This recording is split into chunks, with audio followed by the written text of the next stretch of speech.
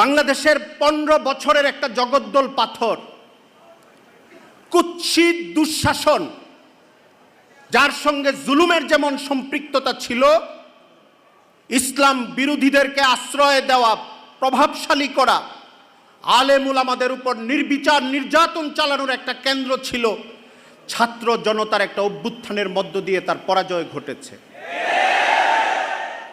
আজকে ওই পরিস্থিতিতে আমরা কোন জায়গায় আছি, তারা কেন এই কাজগুলো করলো আর কিভাবে এই সাফল্য পেল, এর একটা ছোট্ট পয়েন্ট হলো, এর আগে অনেক আন্দোলন হয়েছে এই 15 বছর সময়ের মধ্যে। নিয়ত ভালো ছিল কোনো আন্দোলনে, ওলামায়ে কেরাম আন্দোলন যেগুলো করেছেন, সংগ্রাম ছিল, ইখলাস ছিল, কিন্তু গোটা বাংলাদেশের তারুণ্যের চিন্তা একসঙ্গে একরকম হয় নাই।